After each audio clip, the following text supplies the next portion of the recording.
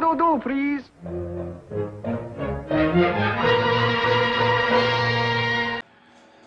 Hello everybody, Panzer King back here in the Lion's Den, and the Japanese Empire is on the move again. From what you can see, we have several smoke clouds on the horizon. Japan's going to try to expand their empire once more. So, we'll see how that goes. But moreover, we are going to start with our buys and our tech rolls. Japan's going to try these three guys: improved factories, radar, and advanced submarine warfare. All sevens, and we're going to see if we can roll all sevens. Japan is going to, and this might be a controversial buy, but we'll see. We have to take $8 off those darn submarines that took away pretty much all our bonus money last turn. And in turn, we also have to combat that. So we're going to spend $2, build a sea base, or a seaplane air base, I should say. And we're going to build 2 more seaplanes. We're also going to build, I can't remember if it's like 8 or 9 militia. And we're also going to upgrade one of those militias too, in a very key location. Maybe, we'll see. But we got a few attacks planned this turn. We'll get into that, but let's just roll and see what we get. We'll use my grade 9 metal workbox that I made just for fun. And look at that, we got 1. Oh, look at that, radar. Not the greatest text, that's for sure, but whatever. At least we're moving along on something. It's better than nothing, I guess you could say. So yes, so that's what we're gonna do there. Japan has radar, or has moved along with radar. We got wartime economy, improved construction, and so on and so forth. So, what's Japan attacking this turn? Well, Japan has a destroyer here in Sea Zone 135. She owns Queensland. She can move 4 from this naval port. She's going to go 1, 2, 3, 4. Hunt down and kill this Australian transport trying to flee. So that is pretty much an auto kill, so we'll make sure we take care of that. And we'll move all of that out of here. And now there's a destroyer down here in Sea Zone 139. Now this infantry here in Queensland is going to move into Northern Australia and take that territory. Why? Because he can. So that's what we're going to do there. Over here, we have this one individual here. He's going to be moving from Western Australia. He does have a naval base, or a major naval base. He can go 4. 1, 2, 3 is all we need. We're going to land in Madagascar and take that for the Japanese Empire. And this guy will be perched down in Sea Zone 118. So that's that, as they say. I guess, you know what, I probably should actually roll my sub movements, and actually we're going to get to that as we go up the map here. But this sub right here is going to be leaving this sea zone because by Jinx's own admission he forgot to attack it. So it'll flee graciously and go its 3 movements. For Japanese Navy or at sea. Oh, believe it or don't, this submarine launched 3 weeks ahead of schedule.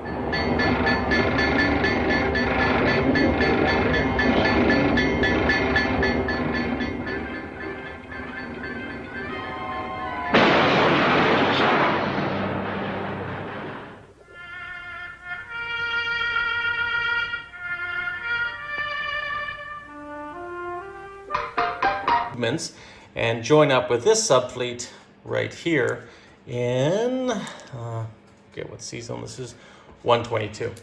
So that's where that sub is going to go. We're going to do convoy rolls. But before we do that, we're also going to roll our rolls for each submarine. Now, it really doesn't make a difference. I'll roll 1 for the coastal sub, just since it's a different class. Look at that, 2. Coastal sub is sunk. And then we'll roll these 2 for the regular ones. Misses all around. So we do lose a coastal sub, but we still get the convoy raid. So that coastal sub, and they do have anti-submarine warfare, doesn't make a difference. So the coastal sub died needlessly. We will roll the big boys. With the 1 modifier, we go up 2, they go up 1, doesn't make a difference. So fortunately, not very successful there. And the next one here, so we are successful there because we go up 2, they go up 1. So $2 get taken off that one, and he can apply it to the Australians or to the Far East Command. So that is complete, that movement for convoy rating, but we're not done our attacks. Once again, we're also going to be attacking Sarawak here. It's worth $1. There is one militia currently right there.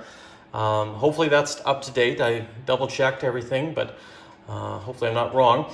And we also are bringing a destroyer with a Special Navy landing force in to attack that, as well as a ton of planes. Sorry, all the planes from these carriers are coming in to attack that, since they're not doing anything this turn. And all the ships are going to be moving into this C Zone 88. So, and we're also going to be doing a few non-combats with some of these fighters and tactical bombers, and so on and so forth. And we're also going to be doing, you can see here, this seaplane is going to be attacking these subs in this zone. Since the subs can't fire back at the seaplane is going to have a free roll at 3. So we'll see how that happens. And it is on combat air patrol. Japan has long-range aircraft, and it does have a movement of 2. So it can reach that C Zone 55. I believe that summarizes all the attacks except for Wake Island. We also have a slim chance. We have an SNLF attacking a militia on Wake Island. So we'll see how that turns out as well. Once again, hopefully everything is updated. I spent quite a bit of time with my comrades just to confirm everything. I probably have missed a few things, and obviously if we did, well, I guess we'll have to address it later. But that's it, guys. Like I said, I don't think there's any other attack moves. We already done. Oh, sorry. This one from Solomon Islands is moving to Rabaul and taking Rabaul, and that's also going to be an auto kill. You may ask, why Rabaul? Well, it's a good question. It is a major naval port there, and it does closely threaten New Guinea as well. So we'll see how that goes. Now, the Solomon Islands is worth a point or a bonus, but obviously I'm going to be putting something on that island too. And maybe we can draw the Americans somewhere else other than Japan. But we'll see how that turns out. So really, we only have, I guess, 2 actual combat sequence left. And that is here in Sarawak, and that is here against these submarines. So let's roll that now, shall we? We have 1 militia defending. That's going to be the black dice. We have the Special Navy landing force landing, attacking at a 3, as well as all the fighters. Now we're hoping he does not get a hit. I'm really hoping. Now we are sneaking glimpse of plane being launched by super duper catapult device. And here are Zero Fighter demonstrating new tricycle landing gear.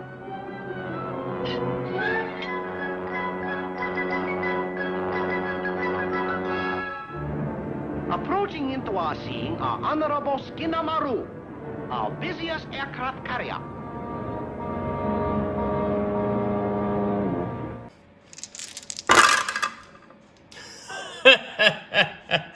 Oh, geez, and he got a hit. Out of all the things, he got a hit. Obviously, we killed him, but he got a hit. Oh, curse the ages. I'm not going to take a fighter off Sarawak. It's worth 1. It's just frustrating, very frustrating, but is what it is, right? So it is empty now. Maybe next turn it could be taken. Whoops, sorry. Got a little ahead of myself. So we're going to keep that there. And we're going to take that poor guy off. Frustrating, very frustrating, but rules are fickle things, right? I was thinking about bringing more troops in, but I thought, whatever. The odds are probably not great, and of course the odds weren't with me here. So, next key sequence here. We have an attack, I guess, sorry, I'm just trying to remember here. We have Wake Island here, Special Navy Landing Force and the militia right here. See if our fortune is better. This could be a long battle too. 3, good, we got a hit. That is beautiful. So, Japan does claim Wake Island. And we also got the seaplane down here, which we got a roll of 3. Inside submarine, various sailors work in maze of intricate machinery, indicators and control levers. Oh, very, very technical.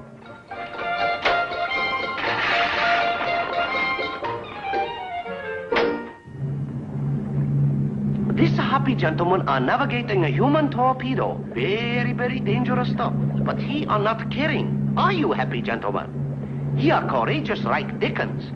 Happy gentleman, have you anything to say? Oh, no, nothing except... Rat me out of here! So let's roll that and see if we can take off an American sub. Look at that, we got it too. Awesome! Maybe the luck is not too bad. So I'll leave that up to Jinx, which sub he wants to take off. It could be the French sub, the Australian sub, or one of the American subs. That's entirely up to him, and I'll leave that up to him. He can decide in his next turn. But that concludes all our conquest. So we will take that American militia off, and we will claim this for Japan, which was successful. And like I say, hopefully everything's up to date. I'll feel bad because I actually took a lot of time this weekend just to try to update everything, but I know things always get missed. So currently that's where our status is. Wake Island has been taken. Northern Australia has been taken. The Australian transport over here has been eliminated. Madagascar now is in Japanese hands.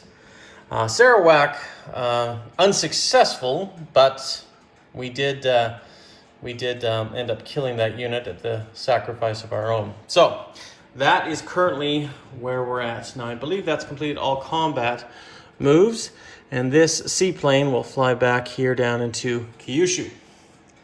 Well, I guess it's kind of hard to see the borders here, where Kyushu is and Honshu, but I think there is a dividing line. And this is actually kind of important here. I think the border's here, which means Honshu does still touch it. So consequently, I'm not even sure really where it was, but that seaplane would preferably land back in Honshu, because that's I think where I built the damn thing, but honestly I can't remember. But regardless though, like I say, if that's where the borderline is, and once again it's hard, if Honshu can take and settle that area, we'll also build it, or put that seaplane in Honshu. It shouldn't make a difference because it can move two places and can go back to that area. And that's it. So now the main fleets of the 8th and the 11th are going to move into Sea Zone 88. So we're going to concentrate everything here. Now there's a reason why. We can move our entire fleet 1, 2, 3 back home to defend the islands. Well, potentially anyways. Or go 1, 2, 3 into this zone and still land our planes. We could also prevent an attack by the British as well. So, and we also gives us a chance to defend Singapore. Now the planes are all going to be flying back, but this is where I'm going to make some different movements. This fighter is going to be flying into Sumatra. That's why he wasn't participating in the attack.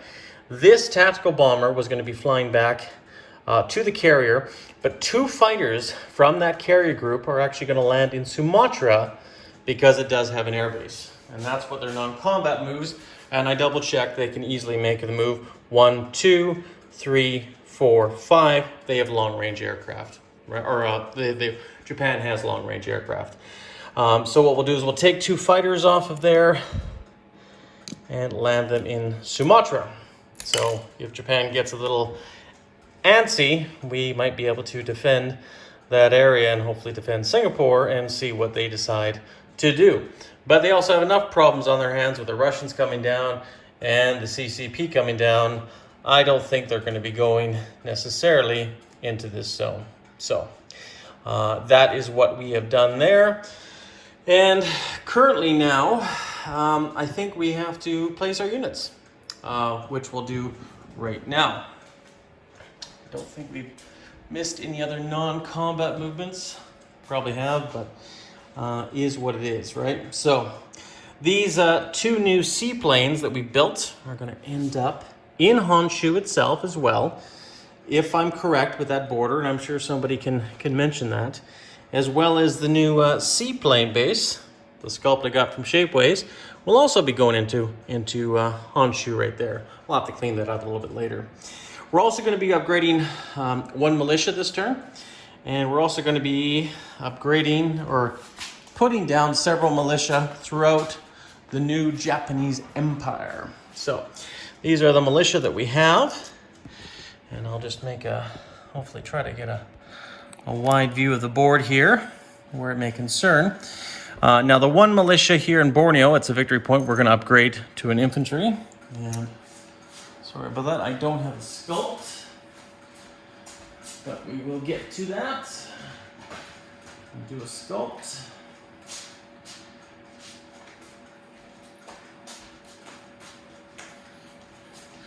But we're also going to be placing one of our militia, and I'll just move our militia into camera view there as well, which will be one more. So we'll take a chip off of that, and now we can place our militia units. So obviously I've done a whole bunch of chips as well. We're going to place one militia in Queensland, one militia in Western Australia. So that removes 2 chips. We're also going to be placing, let's see here. We're going to be placing one militia into the Solomon Islands, which will remove 1 chip because of that. And so much to protect, so much to do. Now, keep in mind, the Americans, they can't get to the Japanese islands this turn, so I'm not worried, and I don't think they would be going there. Anyways, could be wrong. I've been wrong before. We're also going to place one militia here in the Mariana Islands to defend that territory, and we'll remove 1 chip from that stack.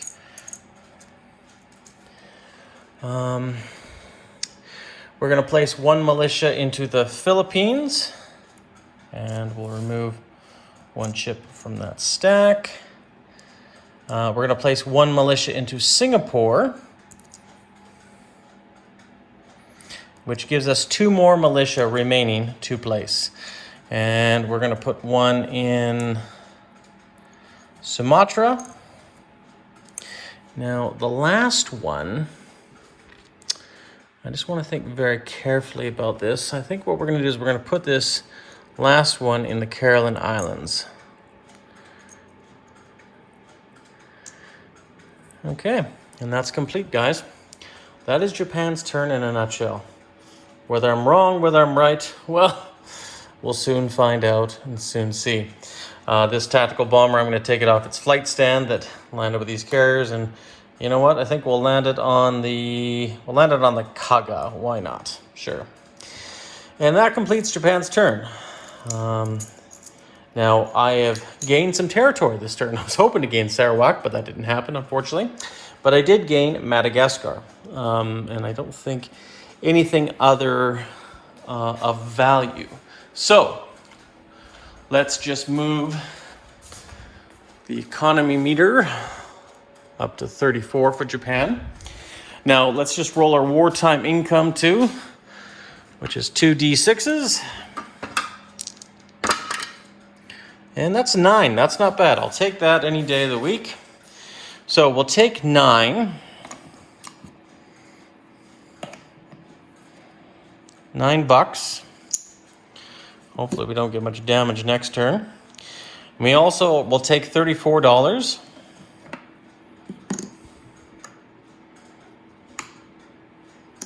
Cool, and that's great.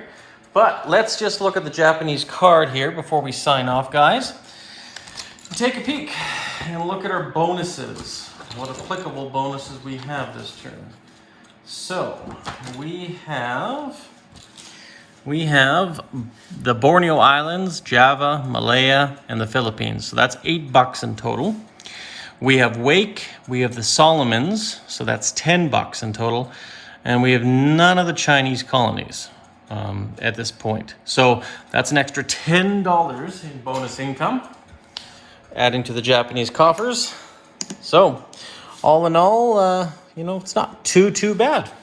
So we'll see how Fortress Jinx responds with his British turn in 13.4. And then I guess how the Americans respond in 13.6. I will see you personally again in 13.5 for Italy's turn and see what Italy has up its sleeve. So guys, Panzerking here in the Lion's Den. Hopefully you enjoyed this segment. Hopefully you enjoyed the expansion of the Japanese Empire a little bit more this turn. I'm sure you'll wonder why I did a few moves, and sometimes even I wonder I do a few moves, but you know what, it's all in good fun. And also, it's interesting. So, didn't complete any ships this turn, and there's a reason why.